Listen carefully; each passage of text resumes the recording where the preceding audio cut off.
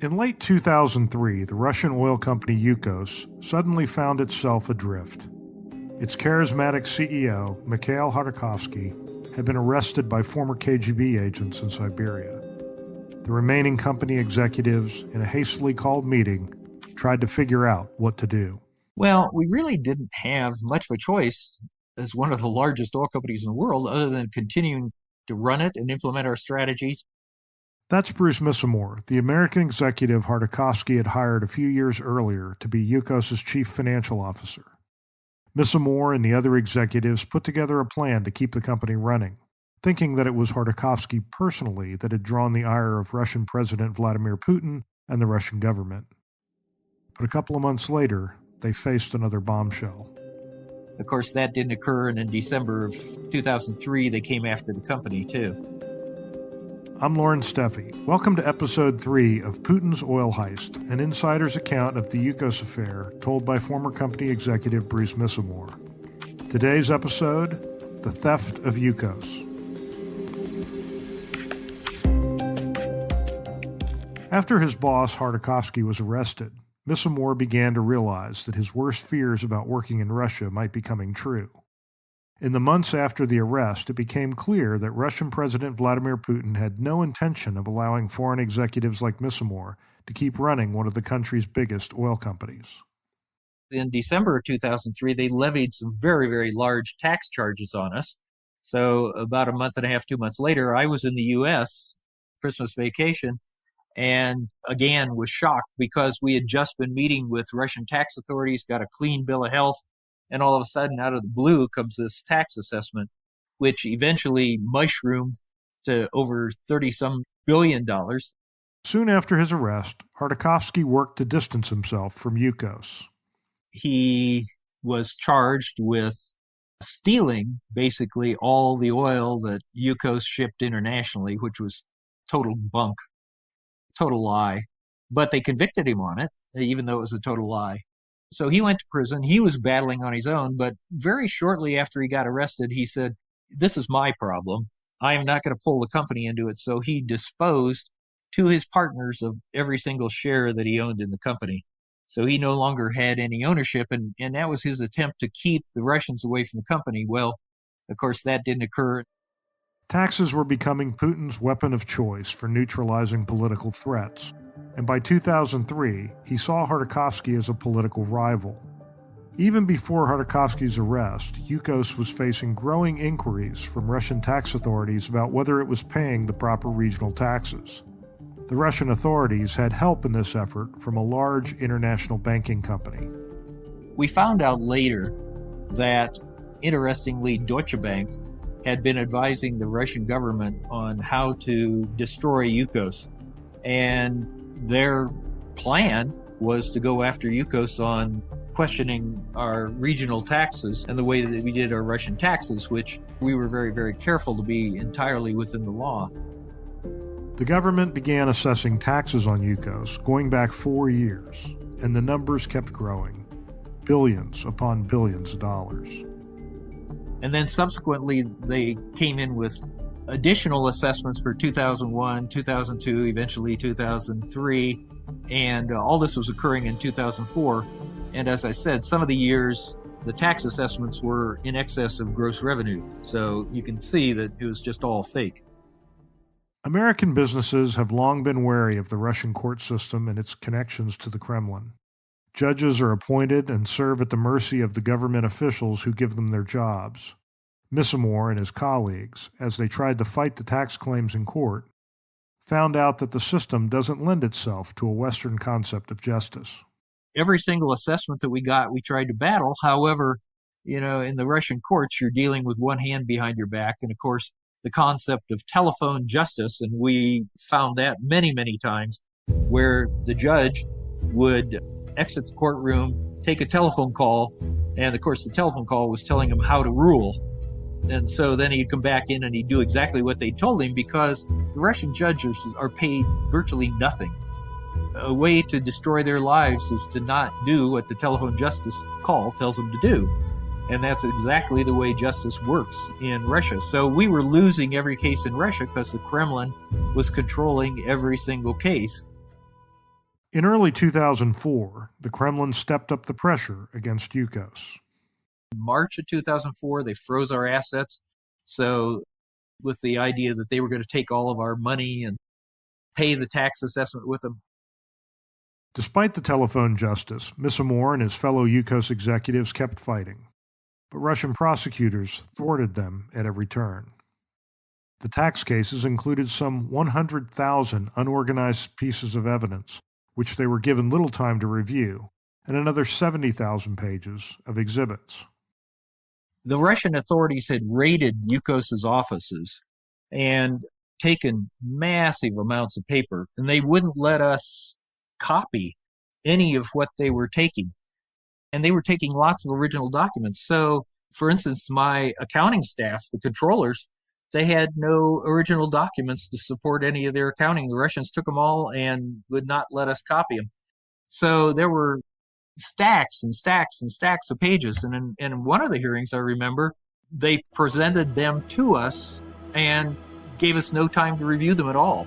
It was part of Russian justice is lay huge amounts of boxes and boxes and boxes of paper on us and gave us no time whatsoever to review what was in the boxes. And of course, they said, well, this is all condemning Yukos, and it was all a lie. We'll be right back after this.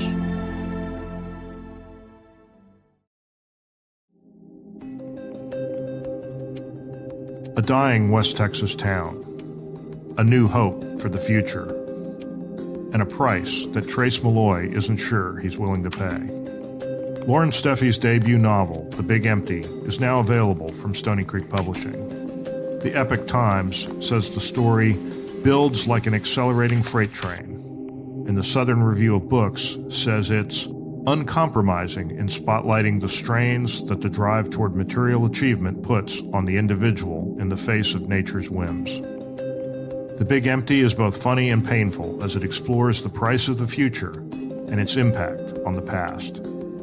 Get it wherever books are sold or visit StonyCreekPublishing.com. And check out our other riveting Texas tales. Stony Creek Publishing. We tell the stories of Texas.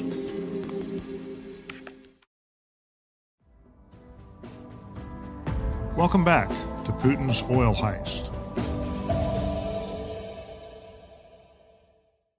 Eventually, Yukos was able to pay the first tax assessments by selling assets outside of Russia and dedicated almost all of the company's cash flow to the payment. And they didn't know what to do because we had paid the tax assessment, and all of a sudden, wait a minute, you guys paid the tax assessment, you weren't supposed to do that, but we did. So they had really no case, and then the other cases were ongoing in the courts. But Misamore could see what was happening. The government was going to keep filing tax cases and keep the pressure on Yukos until there was nothing left of the company. He knew he needed to do something.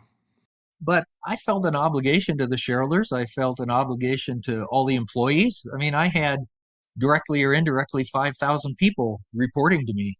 And so Yukos was a company of about 120,000 people. So you have all the people to consider, you have all the shareholders to consider, and we had done nothing wrong. Absolutely nothing wrong. Misamore decided to go on the offensive, at least as much as he could. And so I called one of our lawyers in at Yukos, an international lawyer, and I said, what can we do about this? We've got to protect our rights. We can't protect our rights in Russia. So how do we protect them? And he came up with the European Court of Human Rights. We hired a European Court of Human Rights specialist attorney in London and filed a case in April of 2004. I had to really work to convince my peers to do that because they were afraid we were going to irritate the Russian government. Does that sound familiar? Anyhow, we did it anyway, and I got the agreement of the management committee of Yukos, and I and the attorney filed the case against Russia. And of course, that did surprise Russia. It probably didn't help our case at all, but at least we eventually ended up winning the case, and it got Russia's attention for sure. Amid all the legal wrangling, Yukos was sliding closer toward insolvency. Misamore had been ready to retire before he took the job. You might wonder, as I did, why he didn't simply leave at that point and return to a simpler life in Houston. And I am a battler when, I'm accused of something that is totally a lie, which is what it was. And so I stuck around. I also had to battle for my own reputation because I had done nothing wrong and the company had done nothing wrong. And so those were all considerations that went into, we need to stay and we need to battle this thing. But even as he was fighting, Misamore was well aware that what happened to his old boss, Khodorkovsky, could happen to him. In fact, he'd even been told that he was personally under investigation by the prosecutor's office in Moscow. We were not naive, my wife and I. We had arranged for a German moving company. We gave them keys to the condo that we owned. We had removed all of our artwork and rugs and things that we had acquired that were things of pretty good value and put them at the moving company. And they had instructions if we ever had to leave on a moment's notice that they were to come in and move everything out of the apartment and ship it to us in the United States. Despite Misamore's determination to fight, the company's bank accounts were frozen, and it couldn't pay to move some 19,000 tank cars full of oil around the Russian rail system. Export revenues plunged, and slowly, the company was drained of resources by the repeated tax levies and penalties. Author Thane Gustafsson, who wrote extensively about the Russian oil industry and the Yukos Affair, summed it up this way. In Russia, there's an old saying that property undefended is soon claimed by others. The final straw came when Rosneft, the state-controlled oil giant, convinced a syndicate of lenders to force Yukos into bankruptcy using the loans that the banks had made to Yukos for oil export contracts. Rosneft went to the group of banks and said, we want to put Yukos into bankruptcy, but you guys got to do it because Rosneft was not a creditor, whereas the banks were.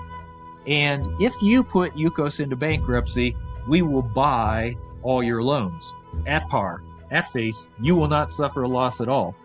And that's exactly what happened is Rosneft bought the banks out. The banks forced Yukos into bankruptcy as a creditor. Liquidation would follow a few years later. Yukos' assets would ultimately wind up in the hands of Rosneft and Gazprom, the two Russian state oil and gas entities. But we're getting a little ahead of the story. Because in 2004, Misamore was still fighting to save Yukos. Then he took what turned out to be a very fortuitous trip to London. That may have saved him from the gulag, but he still wasn't ready to give up on Yukos and the dream that he and Mikhail Khodorkovsky once shared for it. Be sure to tune into our next episode, Fleeing Russia. She came in from Moscow, I came in from London. We met at the Houston airport, and we had kept our home in Houston, so we went back there. And then I started working with Fulbright and Jaworski, who had come up with an idea about how to bankrupt Yukos in the U.S., and that's exactly what we did. I'm Loren Steffy. Join us next time for Episode 4 of Putin's Oil Heist. Putin's Oil Heist was written and hosted by me, Loren Steffy, and produced by the good folks at One Stone Creative for Stony Creek Publishing. Be sure to subscribe so you don't miss a single episode. For more information and show notes, go to stonycreekpublishing.com/podcasts.